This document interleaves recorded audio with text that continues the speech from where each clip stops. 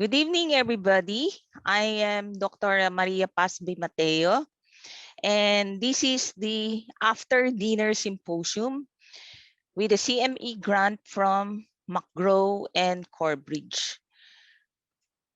We are gathered here today to have an updates in the management of pulmonary vascular disorders, and our speaker is a fellow of the Philippine College of Physicians, the Philippine College of Chest Physicians, the Philippine Society of Critical Care Medicine. She had her fellowship training in adult pulmonary and critical care medicine at the Philippine Heart Center. And presently, she is the president of the Philippine College of Physicians. Let's call on Dr. Maria Encarnita Blanco Limpin. Good evening. Tonight we shall be discussing about some updates on pulmonary vascular disorders. For declaration of conflict of interest, I would like to disclose that I am a faculty member of CORBRIDGE group of companies. And for a start, let us talk about coagulopathies, which we see in COVID-19. This is the slide showing to us the pathophysiological mechanism related to COVID-19 associated thrombosis and coagulopathy. And in this particular diagram, particularly the one on the left upper side, this shows the interaction of the virus, the SARS-CoV-2, with the endothelial cells, particularly the type 2 pneumocytes, and also the other cells like your glomerular capillary loops and the small intestine capillaries. So it has been shown that definitely, for the virus to exert its effect, particularly to promote or to stimulate the cytokine storm, you need to have an imbalance between in the angiotensin converting enzyme 2 or your ACE2. That is, so basically you have an overexpression of your ACE2 receptors, and this overexpression leads to susceptibility, increased susceptibility of the endothelial and pneumocytes to your SARS-CoV-2 infection. Furthermore, the cell infection and induced inflammation in the pericytes and endothelial cells may promote local apoptosis, and it can cause the release of your inflammatory cytokines. Then in the middle part of the figure, we can see here the inflammatory process that occurs in the pulmonary alveoli, leading to pulmonary tissue edema and intravascular coagulopathy. This we see if there is persistence of the viremia causing pulmonary leakage and the micro and macrovascular coagulopathy. Now, this micro and macro vascular coagulopathy is seen in many of the endothelium, in the vascular system of the body. So here we see on the right side of the picture, upper right side of the picture. So you have here the sites, where you can see this intravascular coagulopathy. Of course, we have here the pulmonary vasculature, so where we can expect development of acute pulmonary embolism with a prevalence of around 20 to 30%. And then we have the most common occurrence of intravascular coagulopathy, which is seen in the lower extremity, so the development of deep venous thrombosis, which can occur for up to as high as 50%. Now, in the heart, you can have the involvement of the coronaries, wherein patients can actually develop acute myocardial infarction, which we see in about 20% of cases. Now, in the brain, you can expect some thrombus, and this occurs in about 1.6%. Now, in the lower part of the diagram, you will see here the proposed intravascular thrombosis pathways leading to microvascular and macrovascular thrombosis complications. And because of the potent local and systemic cytokine production, the platelets are activated and interact with the neutrophils. So these are your neutrophils. The neutrophil extracellular trap, or what we call the netosis process, may stimulate thrombin production and the fibrin deposition. And the excess of the fibrin deposition and the shutdown of fibrinolysis can lead to intravascular thrombosis and finally to clinical thromboembolic complications. So, in relations to the development of venous thromboembolism, I'd like to probably discuss with you this particular study, no, looking into the role of sulodexide in the treatment, no, of patients with early stages of COVID-19. And this particular study was done by the group of Lopez Ochoa, no, and this was published in 2020. And in this particular study, they included about 243 patients, no, randomized. They did a randomized controlled double-blind study where they included only patients with who had at least 3 days of symptoms, positive for RT-PCR, and are at higher risk to develop VTE because they would expect these patients to have possible progression of the disease. And therefore, they included patients with comorbid conditions like diabetes, hypertension, COPD, CKD, or even the atherosclerotic cardiovascular disease. So the patients were actually grouped into two. The group that were given soludexide 500 milligrams BID, and then with matching placebo group, and the medications were given for 21 days. The outcome parameters that they look into included hospitalization rate, the need for supplemental oxygen, the duration of the hospital stay, levels of your D-dimers and your CRP, total mortality, as well as relief of symptoms.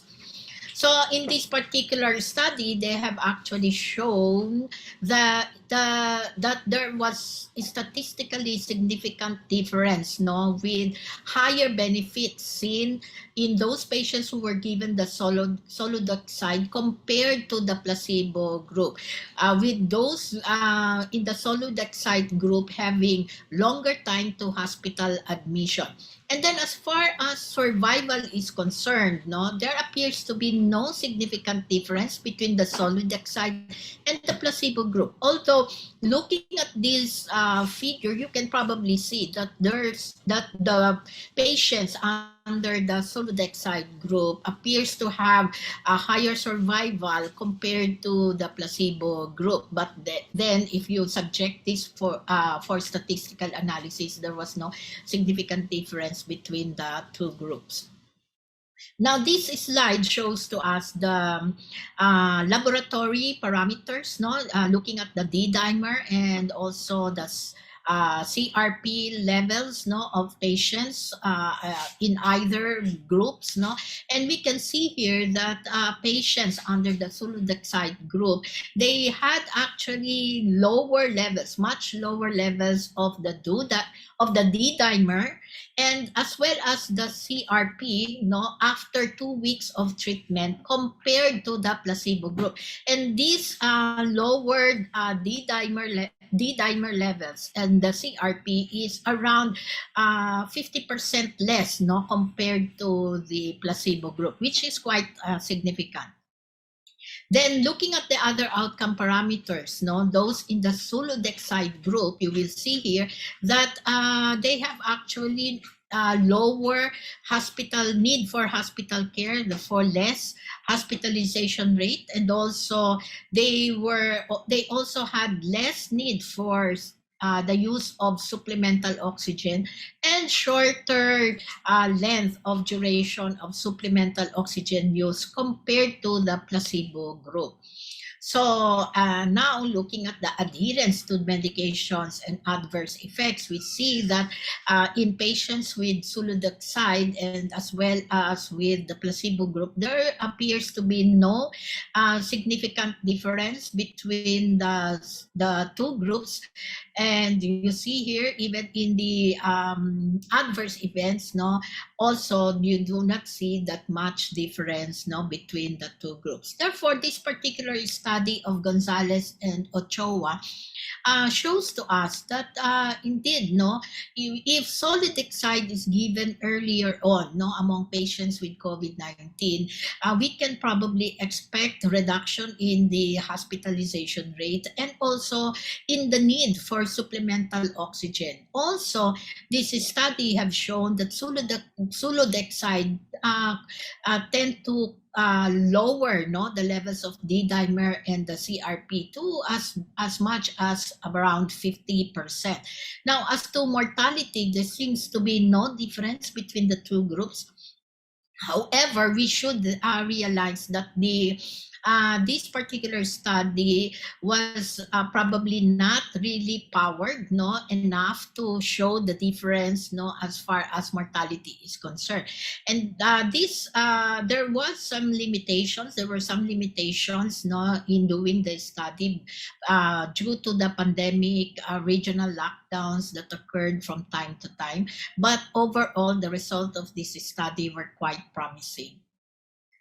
So for us to be able to understand how sulodexide can help our patients with COVID-19, let's find out what sulodexide is. So sulodexide is a highly purified glycosaminoglycans which was obtained from porcine digestive mucosa.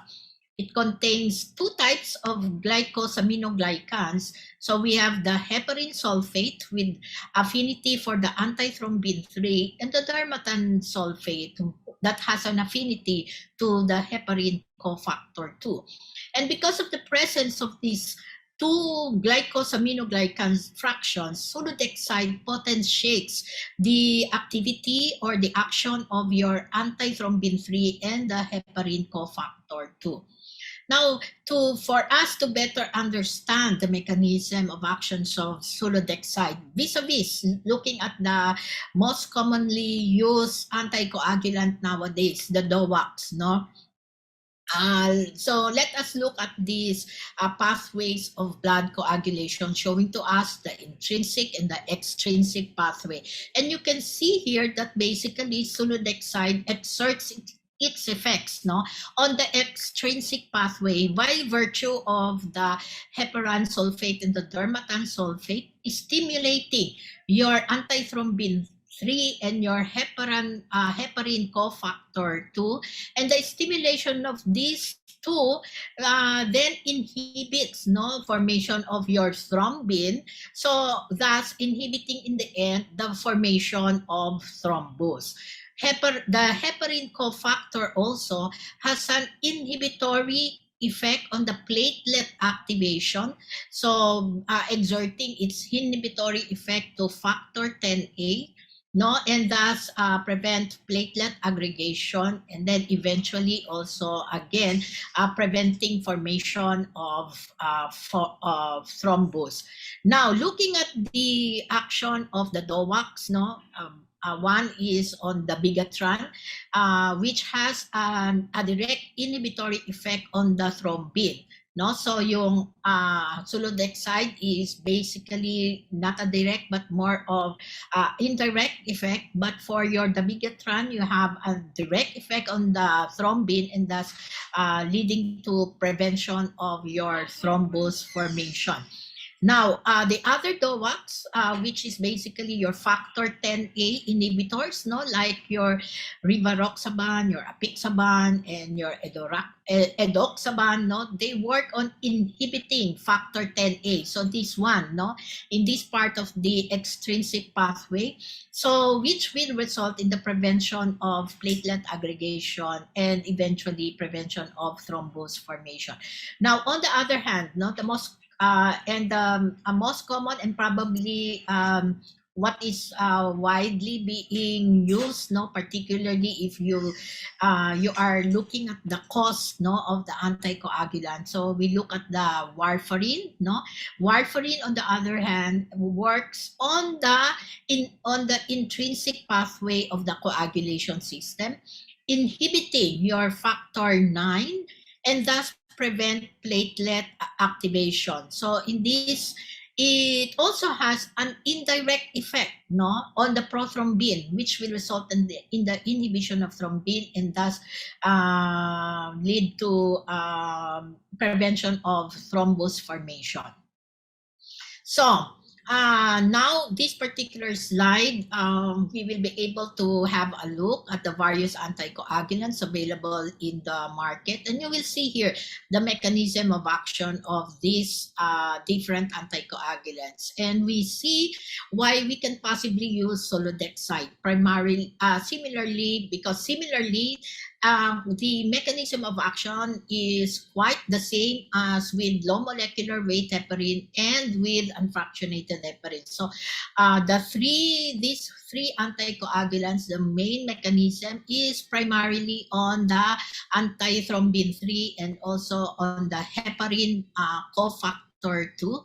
But unlike your low molecular weight heparin and your unfractionated heparin, your solodexide can actually have different preparations. No, not you may be able to give it orally, but it can also be given IV or intramuscularly. Whereas with low molecular weight heparin, you can just give it either IV or subcutaneously. There is no oral preparation, whereas your unfractionated heparin, you give it intravenously. Now for the others, the DOACs, of course, they can just be given orally. And then another important difference is is with regards to the complications, bleeding complications. So you see that with solodexide, it has a low risk of major bleeding, no, compared to like your DOACs and even with your low molecular weight heparin and your unfractionated. Furthermore, we don't also expect the occurrence of your heparin-induced thrombocytopenia, which we can actually expect from low molecular weight heparin and also from unfractionated heparin. Now we go to another topic, on pulmonary vascular disease, and that is pulmonary hypertension. So I'd like to probably present to you this new clinical classification of pulmonary hypertension. This was actually presented during the 6th World Symposium on Pulmonary Hypertension that was held February of 2018. So in these new clinical classifications, we have 5 groups now of pulmonary hypertension. Of course, the first group will pertain to patients with precapillary pulmonary hypertension, so which is basically your pulmonary arterial hypertension, which will include your idiopathic pulmonary hypertension, your hereditable pulmonary hypertension, your drug and your toxin-induced pulmonary hypertension, and your pulmonary hypertension associated with connective tissue diseases, with HIV, portal hypertension, congenital heart disease, and also with schistosomiasis. And then you have the other forms of precapillary pulmonary hypertension. And then the second group of pulmonary hypertension will be those secondary to heart disease. And in this group of patients, you can have patients who will probably have pulmonary hypertension secondary to heart failure with preserved LV ejection fraction or with reduced LV ejection fraction. And then you can also, or pulmonary hypertension secondary to valvular heart disease and the congenital and acquired cardiovascular conditions leading to post-capillary pulmonary hypertension. So and then the third group of patients, or the third class of pulmonary hypertension, will be those due to lung diseases such as your COPD, your restrictive lung disease, the combination of obstructive and restrictive lung disease, and also those with hypoxia without lung disease, and then the developmental lung disorders. Now, the fourth pulmonary hypertension will be those due to obstruction of the pulmonary artery. Foremost of these will be patients with chronic thromboembolic pulmonary hypertension or other causes of artery obstruction. And lastly, the last group will be those with pulmonary hypertension with unclear or secondary to multifactorial mechanism. So it can be secondary to hematologic disorders or secondary to metabolic or systemic disorders, no, and also complex congenital heart disease. So those are now the five groups or clinical classifications of pulmonary hypertension. Now, after the Six World Symposium, now comes this a more recent review article, and this was actually a result of the Six World Symposium on Pulmonary Hypertension. And in this particular review, we now see the changes that were agreed upon during the proceedings of the Sixth World Symposium. One of the big change really, is in the definition of pulmonary hypertension, where now the definition will be you have pulmonary hypertension if you have your mean pulmonary artery pressure is greater than 20 millimeters mercury, which is actually decrease from the previous cutoff of mean PA pressure, which is at 25 millimeters mercury or higher. Now, there were several reasons cited for the change. First is they thought that the previous cutoffs were chosen arbitrarily and were not really based from physiologic data. Now, when they look at the previous studies, it was actually demonstrated that the mean PA pressure using a cutoff of 25 millimeters mercury was greater by 2 standard deviation above the norm for the population. So what is the basis of saying this? Because they did a 2009 review of all published data on PA pressure in healthy individuals. They noted that a normal mean PA pressure was identified at 14 plus or minus 3.3 millimeters mercury. And they also said that patients with a PA pressure already of more than 20 millimeters mercury tend to suffer worse clinical outcomes. So the worst clinical outcomes here were higher mortality, and therefore, setting a cutoff of 25 millimeters mercury will actually be an over exaggeration, and you will not be able to catch patients who likely to really proceed and progress with pulmonary hypertension if you put it at a very high, and therefore now increasing the risk of these patients to really have higher mortality or a shorter lifespan. Now, this is a simplified approach for risk stratification of patients with group 1 pulmonary arterial hypertension. So we see here that the patients will be stratified according to low risk, intermediate, and high risk. So the high risk will be patients who would have who would be in WHO functional class 4. So talagang these are patients who will really be really short of breath, and then the 6-minute walk test will actually be much lower, less than 165.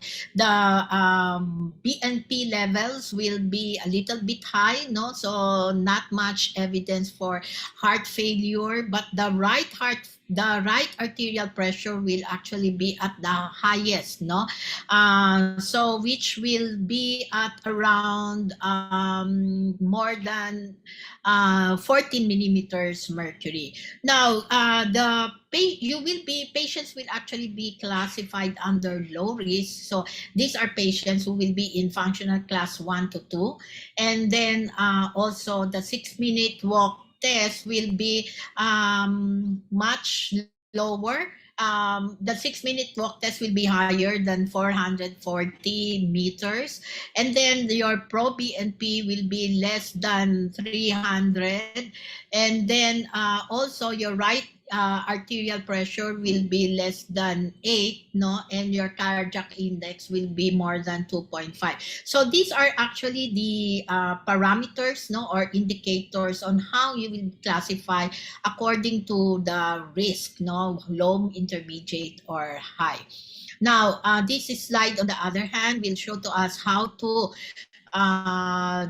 proceed, no, in treating our patients with pulmonary arterial hypertension. So once you make a diagnosis, so with the help of an expert, pulmonary hypertension expert, you subject them now to acute vasoreactivity testing. So if the test is positive, then patients will be given calcium channel blocker, no, as a monotherapy, and then you progressively titrate it to high doses, no, under the supervision of the pulmonary hypertension expert. Now, if the vasoreactivity test is negative, then now that's the time when we classify according to risk stratification, so low, intermediate, and high. So for low and into intermediate risk patients, then you can actually initiate oral combination therapy using your endothelin receptor antagonist and the phosphodiesterase 5 inhibitor, which is the treatment of choice. Now, for high-risk patients, the first line of therapy will be intravenous prostacyclin analog alone or in combination, which has been shown to have mortality benefit. And finally, the task force recommends that monotherapy should only be used under certain circumstances and should not be a substitute for combination therapy when appropriate. So patients should be re-evaluated after 3 to 6 months, no, after initiation of therapy. For patients or after the initial treatment period, then you can probably escalate to double or triple combination therapy. So now we go to the group 2 pulmonary hypertension patients. No? So this is now the definition. Again, we make use of not only the mean PA pressure, but also that we have to also look into the pulmonary vascular resistance. Okay, so if you have an isolated, no, post-capillary pulmonary hypertension, then so basically this will be venous hypertension, no. So the diagnostic criteria will be a mean PA pressure greater than 20, pulmonary arterial wedge pressure of greater than 15 millimeters mercury, and your pulmonary vascular resistance less than 3 Woods unit. So that will be post-capillary. But if you, in the presence of a combined post and pre-capillary pulmonary hypertension, no? So you will now have still your mean PA pressure greater than 20, your pulmonary arterial wedge pressure greater than 15, but the pulmonary vascular resistance should now be at least 3 or more Woods unit. So this is when you will now say that these patients have the combination of pre and post capillary pulmonary hypertension. Now, what will be the key points of managing these patients? So these patients should not, no, for these patients, they should not be treated. So pag group 2, no, they should not be treated with pulmonary hypertension specific therapy due to high risk of complications. Now we go to group 3 pulmonary hypertension. These are the group of patients with chronic lung disease, no, or hypoxia. So you can actually group them into 3. Those with chronic lung disease without pulmonary hypertension, those with chronic lung disease with pulmonary hypertension but just moderate, and then those with chronic lung disease but with severe pulmonary hypertension. So very easily, no, you say that they have severe severe pulmonary hypertension, chronic lung disease, severe pulmonary hypertension, the mean PA pressure is at least 35 millimeters mercury. Or if it is a little bit lower, like let us say 25 millimeters mercury and higher, but the cardiac index should be low. So it should be less than 2 liters per minute per meter square. Okay. Now, patients with chronic lung disease without pulmonary hypertension will be those with the mean PA pressure less than 21 millimeters mercury. So basically, it's 20 millimeters mercury, or it can be higher, about 21 to 24, but the pulmonary vascular resistance is less than 3 Woods unit. So that is what we say, no, CLD without pulmonary hypertension.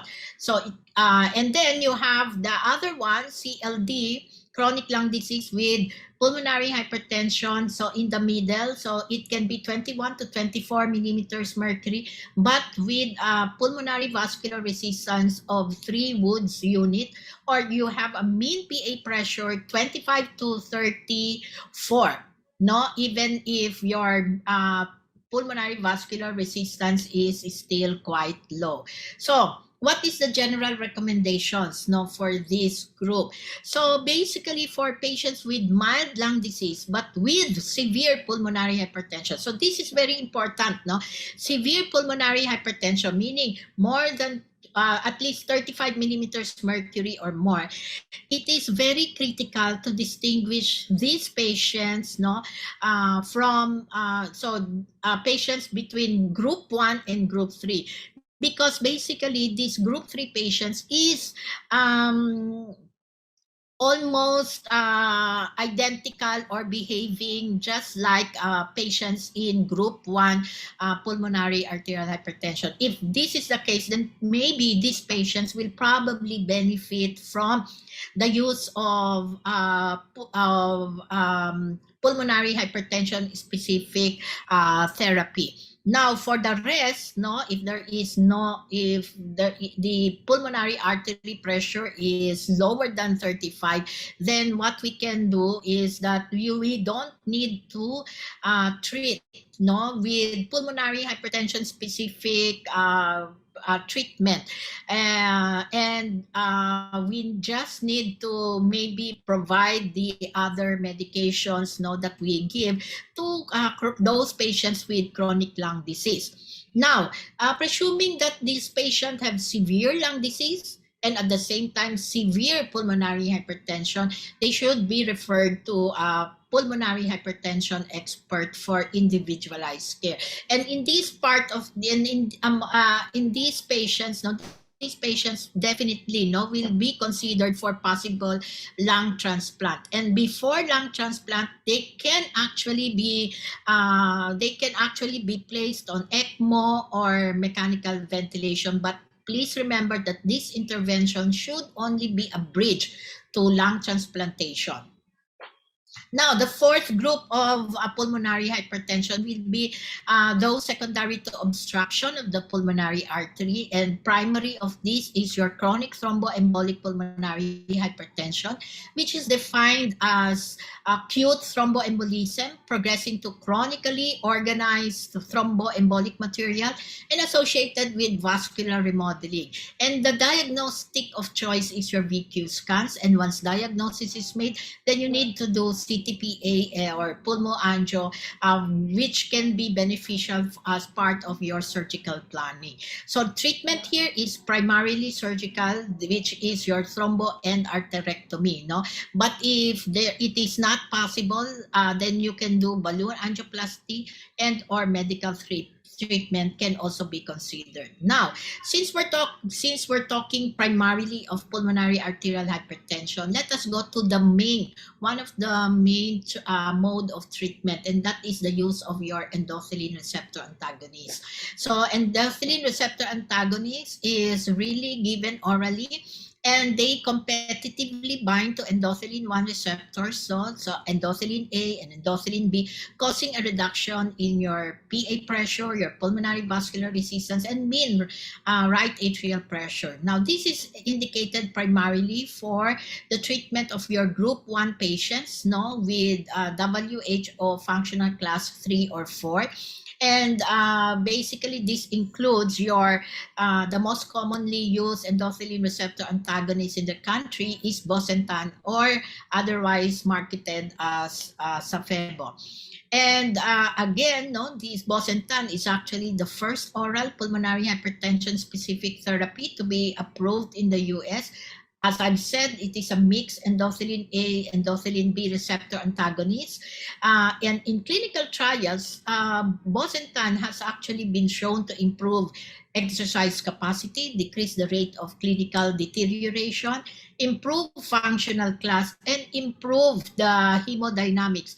And this increase in hemodynamics has been shown to improve cardiac index, associated with a significant reduction in your PA pressure, your pulmonary vascular resistance, and your mean right atrial pressure. All these changes results to improve exercise capacity and improve symptoms of your pulmonary arterial hypertension. So, in summary, we have discussed the pathophysiology of COVID-19 associated coagulopathy, where you have an imbalance in your ACE2 that leads to more viremia in the circulation, resulting to the release of various inflammatory mediators, as well as your fibroblasts, your fibrinogens, no? So that leads to your coagulopathy. And these inflammatory cells definitely will lead to a lot of pulmonary tissue edema and your intravascular coagulopathy. So Solodexide appears to really be a promising treatment, especially for those being managed at home, no, during this pandemic. And that it has also been shown to reduce hospitalization rate, reduce oxygen requirement with lower levels of D-dimer and CRP compared to the placebo. Mortality did not differ significantly between sulodexide and placebo, but this may be because the study was underpowered. And then we discussed pulmonary hypertension and the latest changes in the definition and management. That pulmonary hypertension is now defined as mean PA pressure more than 20 millimeters mercury compared to the previous cutoff of 25 millimeters mercury. It is very essential to recognize the new algorithm in the management of patients with pulmonary hypertension. There is a need to subject patients to an acute vasoreactivity testing. And for those who are vasoreactive, we give calcium channel blockers. For the non-reactive, we have to establish risk stratification. If low to intermediate risk, then initiate combination of bosentan and phosphodiesterase 5 inhibitor. For high risk, then first line treatment will be your IV prostacyclin and analog. Now, let me just end this lecture by telling you how much I really appreciate the vast beauty of this pulmonary circulation. And as you can just imagine it, no, so many things passes through it and still gets to function as dynamic as it can. So thank you very much for your listening. So Dr. Limpin has already given us a summary of her lecture that focuses on sulodexide and bosentan. So sulodexide, which was given early, according to the study of CHOA, they have seen that it causes a lower hospital rate and the less need for supplemental oxygen use. They also noted that there was lower D-dimer and CRP level. However, there is no difference in mortality with regards to your placebo. Now, she already also showed us an updated clinical classification of pulmonary hypertension according to the 6th World Symposium on Pulmonary Hypertension. Now, She provided us with a new hemodynamic definition of pulmonary hypertension and the risk stratification according to low, moderate, or high risk, depending on the different indicators, such as your World WHO functional class, 6-minute walk test, echo findings, hemodynamics, and exercise testing. The patient should also undergo vasoreactivity testing in order to determine whether this patient could be given calcium channel blockers. Now, there are different drugs that are used for pulmonary hypertension, one of which is your endothelin receptor antagonist. Bosentan is a dual endothelin receptor antagonist that is given, could be given in monotherapy, or it could be an add-on for patients, especially with worsening condition. Now, as you see that these patients, especially for pulmonary hypertension, these specific drugs should be given only for those patients with pulmonary arterial hypertension. So Dr. Limpin has also given you a hemodynamic definition for your classification 2 for venous pulmonary hypertension, as well as those patients on category 3 for those with hypoxemia associated with your chronic lung disease. Thank you, Dr. Limpin, for a very informative lecture. So for any questions, you can place it in the chat box or email us to email address pflhrd biennialsimpo@gmail.com. Now, we would like to remind the audience to attend the next day convention symposium proper on day 3, September 17, 2021 at 3 p.m. in the afternoon.